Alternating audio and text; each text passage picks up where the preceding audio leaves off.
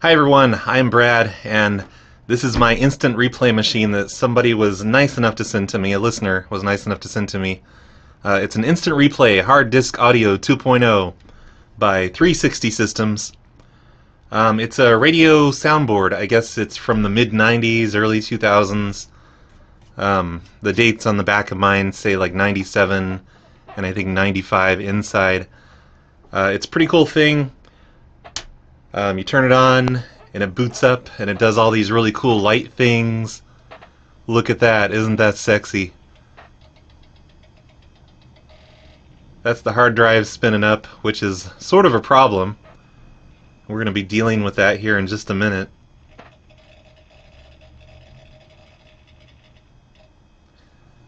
So yeah, you program all the buttons. I cut out like a strip of pictures here and taped them down. I put clear tape over them so they're all shiny. I'm going to do that for each row here for all the sound effects. But like, that's the bell phone slamming, typing, printer, oh my god, you know, ripping up the mail. You Very cool because it's super responsive. It's like, you push something and it's it does the thing instantly. And what I used before is this thing. It's a just a tablet. It's up there on a little arm thingy, and it's cool. It's worked well for years, but it's not very responsive. You can't hit things over and over. It takes like a few seconds for it to do its thing. So I'm pretty excited about using this for live shows. It's going to be awesome. It does have one small problem though, and I'm going to try and fix that right now on this video. And the problem is the hard drive. Listen to that shutdown noise. I've got my condenser mic on. I'm going to turn it up right now so you can hear this, but listen to this boot up sound.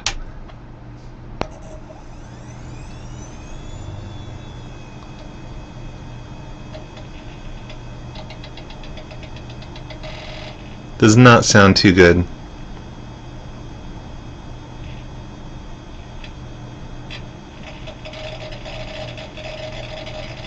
It's in serious need of a defrag.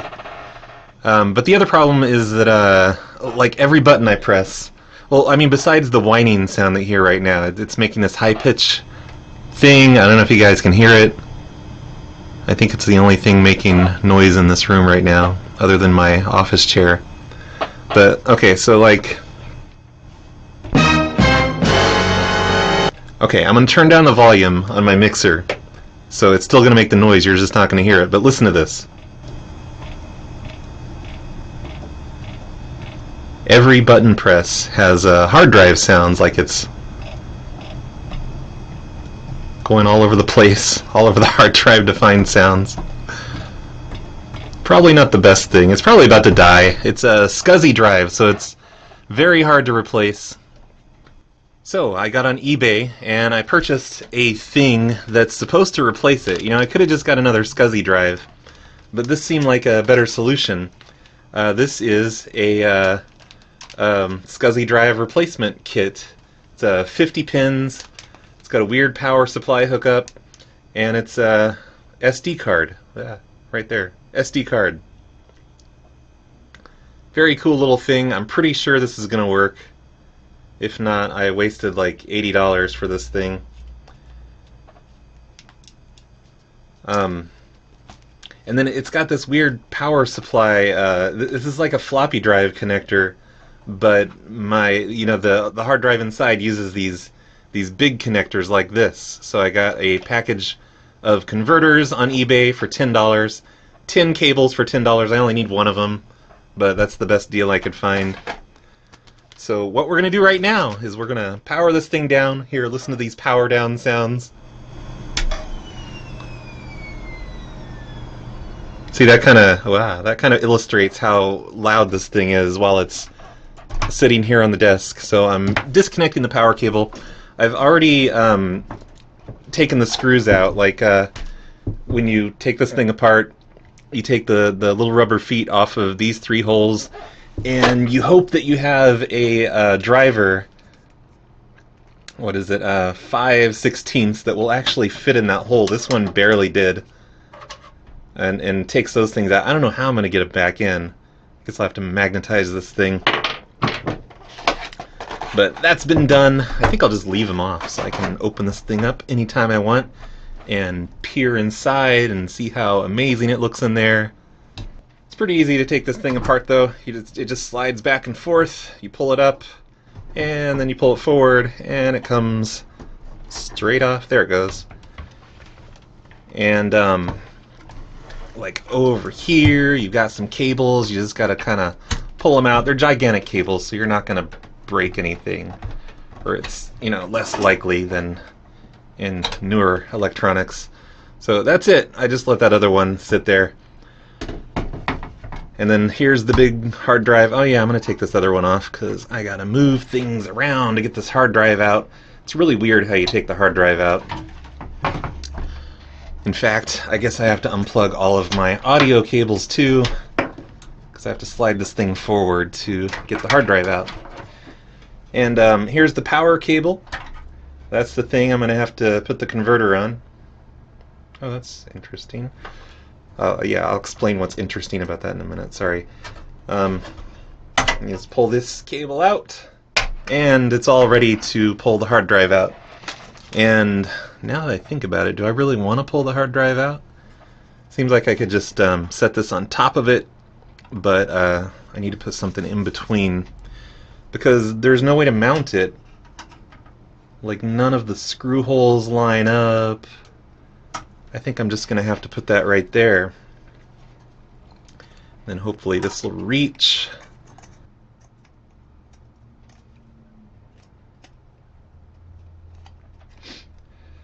So I'm hoping this is just going to work out of the box. I know there's a bunch of configuration stuff you can do to it. It's got a little USB port in it right here where I can, you know, there's software I can download and, you know, change things around, because I guess there's different types of Scuzzy drives, and I may have to turn this into a different type.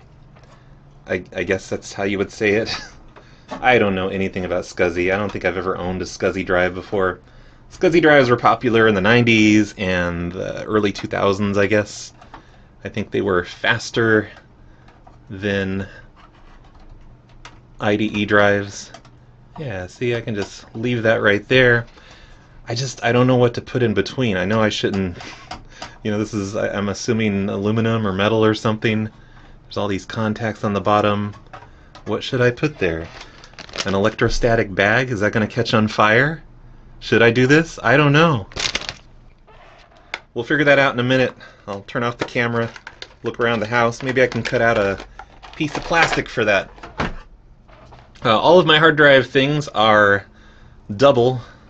I don't need double, so am I just going to cut them off? Yeah, I think I'm going to just cut them off. You know, just cut one of them off. So I just have one. And online, I saw this thing that said you only use the 5 volts out of this, and if you hook up the 12 volts, it will blow this card up. And I don't want that to happen. But what I said was interesting before is that the black wire is missing out of here. Maybe it just doesn't need the middle black wire. But it's the black wire for the 12 volts. So I don't think this even matters. But just to be safe, I'm going to also cut the yellow wire, which is the 12 volt wire. I'll leave the black one since that black one is not there. So we just have the red and the black on this side, which is 5 volts. The yellow is 12 volts. But we don't want that hooked up, because apparently it will explode and I will have wasted $80 on this card. It's crazy that this card is $80. Like, you'd think that a Scuzzy replacement board would be, I don't know, 20 or 30 bucks. But no. Oh wait, I'm plugging that in upside down. I'm dumb. There we go. Old floppy drive connector all connected. That was quick. Got wires sticking out everywhere here. Looks very unprofessional. Take a look at this this circuit board though. It's so clean in here. I love this circuit board. Like, everything's labeled. Like, I think these are the chips that have the OS on it. Oh, is it not going to focus in? That sucks. You guys can't read the chips. Like, one chip is labeled 1990, the other one is labeled 1993, 95, and 93, but then there's also a 1990. And then there's a 1997 over here, which I guess is when this whole thing was manufactured. But you guys can't even read this stuff. It's all blurry. That sucks. Let me put the camera back. And let's take a quick break while I go find something to put under here so that I don't blow up my board. I'll be right back.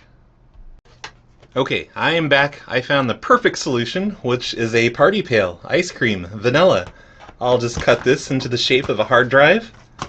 That should work, right? Totally safe. It's not going to catch on fire. I did notice another problem while I was doing this. While I was looking this over, and that is that this capacitor here sticks up kind of far, and like I can get the lid on. I checked, and the lid does go on, but with this under it, it might stick it up just a little bit too much. Maybe that's not a good thing. So I'm going to make this look really terrible and have it sideways like this. So that's how it's going to go in. I'm going to tape it down like that. I know this is not professional, and I don't care because this thing is closed. Can't see it. There's plenty of space to work with in here. And then I'm just going to tape it down with electrical tape. What could go wrong, right? So basically I'm just going to have this dead hard drive sitting in here forever. And maybe someday I will get a converter kit thingy. Like, I don't think this is a standard 2.5 inch. No, that's way too big. It's just like a weird size, so I don't think I can really get a kit to convert this and make it, you know, like mount properly on here. But who cares? Because this seems to work, right? I mean, I guess we'll see here in a minute when I turn it on and try it out. So let's put the cables back on.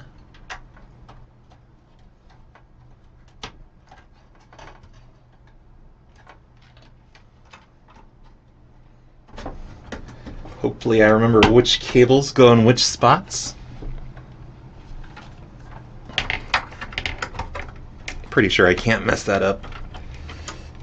And... oh, I forgot one. Crud. Crud, crud. I'm so bad at this. I've probably destroyed this thing. It'll probably never turn on again. But that's alright. I had fun with it for a couple weeks.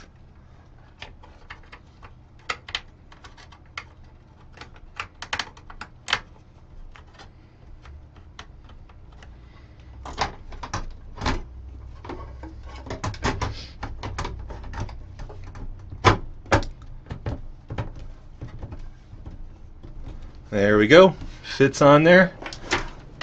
Let me plug my audio cables back in. I'm not really looking, I'm just kind of hoping that I get them in the right spots. I have my doubts that this is going to work on the first try because I probably have to... I keep knocking my cactus guy over.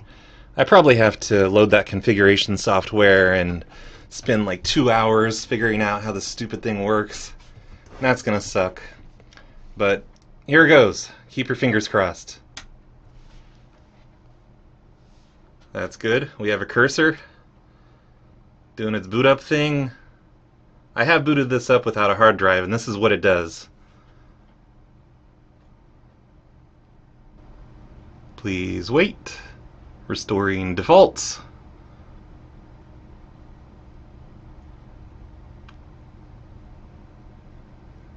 Waiting for drive. Oh no. Stop, cancel to quit. Yeah, I probably gotta configure this thing. That's gonna suck. I was hoping this thing would just work.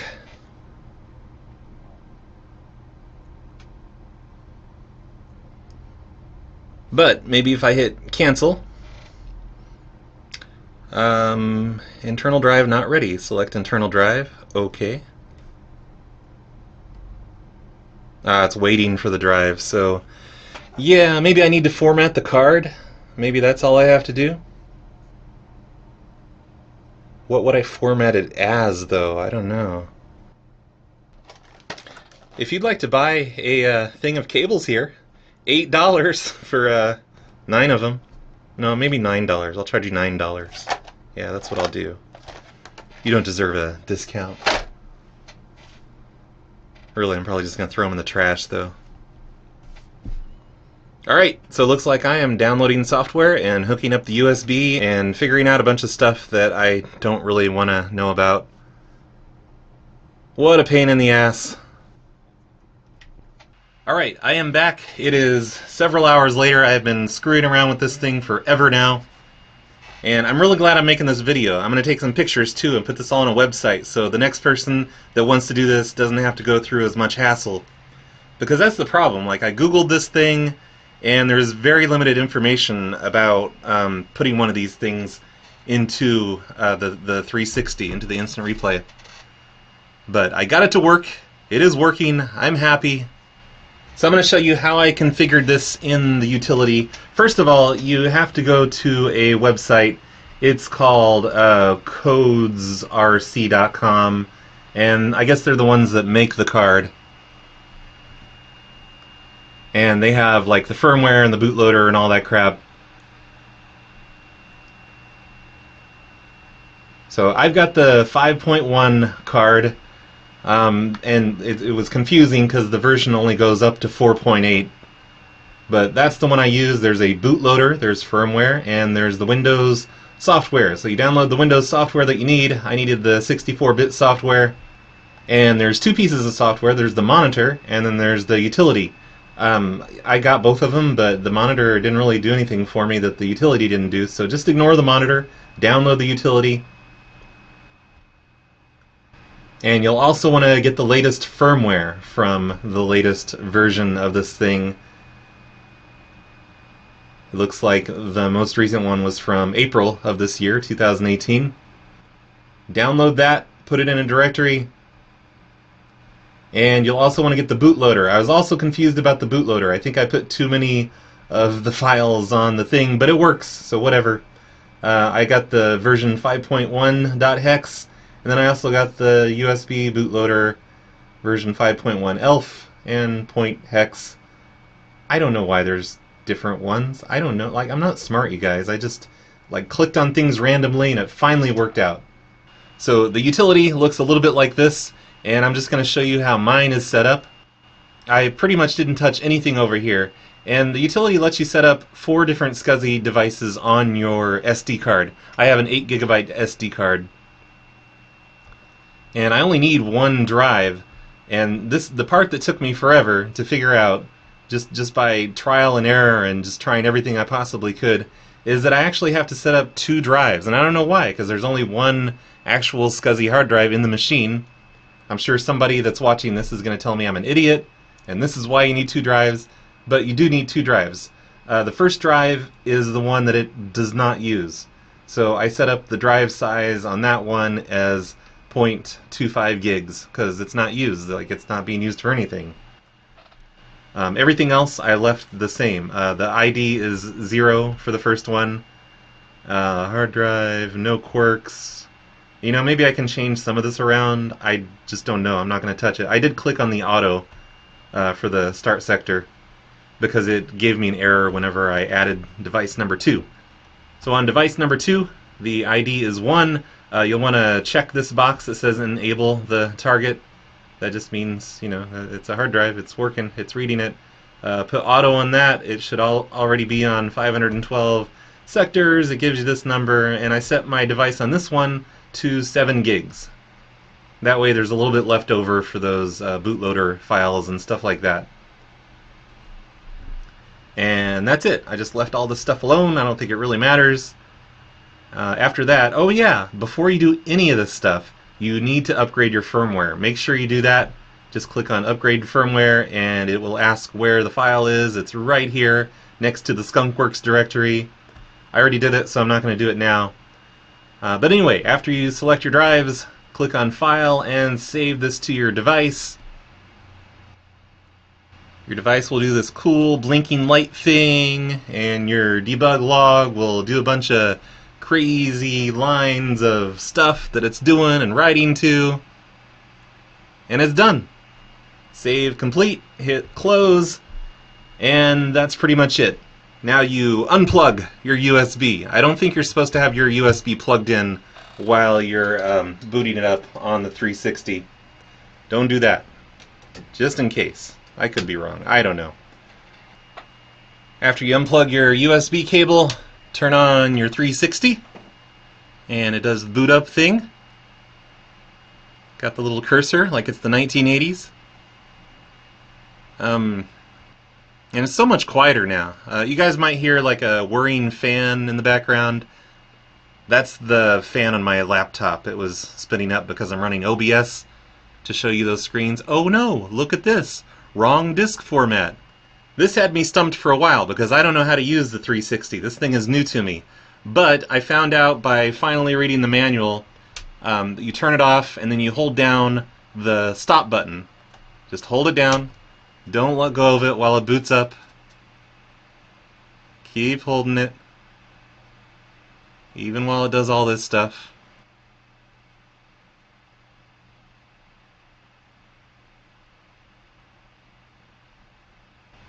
And you are prompted to format and erase the disk. Yes, I want to do that. Press play to confirm. Press play to confirm. That play button, it doesn't work that great sometimes. All the other buttons are fine, but the play button, it's almost as if the play button got used a lot. But yeah, there it goes. It's formatting the disk. It thinks that there's a hard drive in there. It takes a few minutes, so don't get nervous if it takes forever. I think it takes about 5 minutes. So I'm going to be cutting that out of the video here.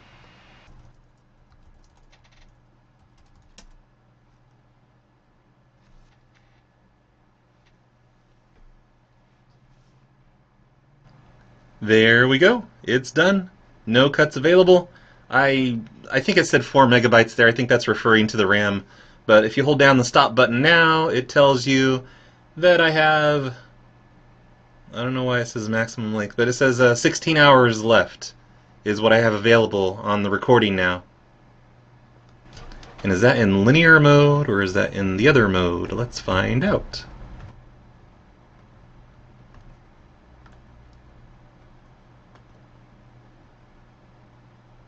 Oh, that's in the AC2 format. Shouldn't it be more than that? Let's see. Linear mode. We have 3 hours and 22 minutes. So even though I said it would be a 7 gigabyte hard drive, maybe it limited it down to 4 gigs or 6 gigs or something like that. Because 3, that makes it seem like it's just a 4 gig drive or something, right? Who gives a shit? I'm not going to use that much space anyway. It's just a sound effects board. Probably won't even use up 20 minutes of it.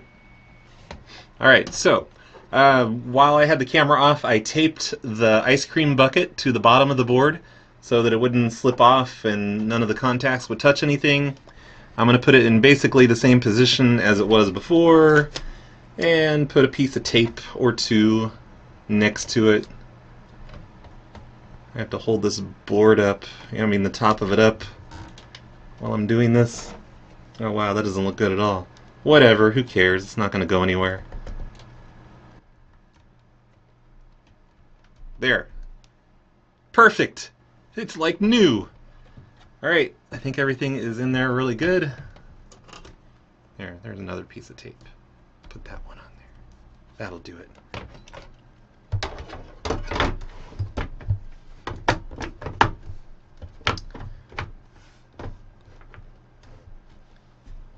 Let's test this out, see if it works, see if it's like slower than a Scuzzy drive when I try to record something on it. Alright, let's record something. It says we got 5 hours left. Wait, record. Oh, disk error. Oh, shit.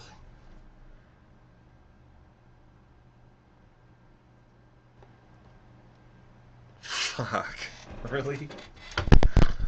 Oh my god. Don't do this to me. Alright, so it is put back together. Everything seems to be working. It says no cuts available. That's because we got to record something into it. So I'm going to take something off of my tablet soundboard and see if it works. Hey, Lamo! You just got full-on butt slammed by the Skippy and Dippy Morning Show on 100. Alright, I recorded that. Let's name that Butt Slam. And see how it works. Hey, Lamo! You just got full-on butt slammed by the Skippy and Dippy Morning Show. Let's try another one just to make sure.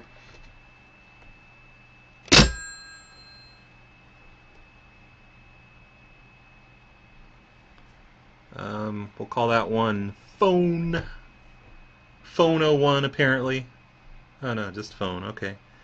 And oh yeah, gotta turn up my volume. Seems to work. This play button, it has issues, so it doesn't go very fast, but when I assign it to one of these buttons, it'll be normal, I think. But yeah, seems to work. So one thing I definitely need to mention is that, okay, so you guys remember how I formatted the drives as like weird numbers like 7 gigs and 0.25 gigs? Apparently that's not a good idea, because a minute ago I was trying to record files on here and I started getting disk errors.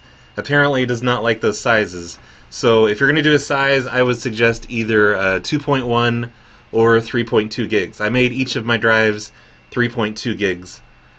Hopefully it likes that okay. So far it seems to. And I've got about the same amount of time left, 5 hours and 13 minutes.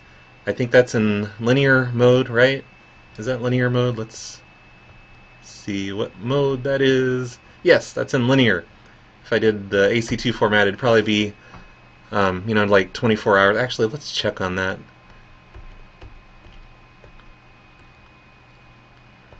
I kind of think the AC2 mode might be better for this, just because of those disk errors. I'm like all nervous about it now. But they're smaller files. Time left, 26 hours. And it's pretty much the same time as when I put 7 on there. So I think it had a problem with that 7 gigs I had before. I think I'm going to stick with AC2 though. So it's so it doesn't use as much disk space. It doesn't have to write as much and read as much when you push buttons. Because who knows how long this SD card is going to last. It's probably going to break tomorrow. Hey, But there you go. It's finished. It is a instant replay 360 machine, and it now has a, a modern, not hard drive in it. No longer a Scuzzy drive, just a pretend Scuzzy drive. I will have links in the description of this video to show you where to get all this stuff. I got mine from eBay. It only cost about $80, which sounds like a lot. Well, it was a lot. But it was better than buying a new hard drive for this thing, which would have been something like $50. So why not just make it a memory card that might last forever, if all goes well. I'll definitely update this video if I start having errors with the hard drive size, but remember, 2.1 gigs or 3.2 gigs. That's the size your 2 hard drives should be, even though you only get to use one of them. Thanks for watching, everyone, and remember... Hey, Lamo! You just got full-on butt slammed by the Skippy and Dippy Morning Show. Hey there, everyone. It is now the next day, the day after I put that hard drive in. I spent the evening yesterday loading this thing up with sounds, and I put labels down and everything. Just temporary labels. I want to make nice, pretty picture labels, like up there in the top row. Listen to that completely silent boot up. Isn't that amazing?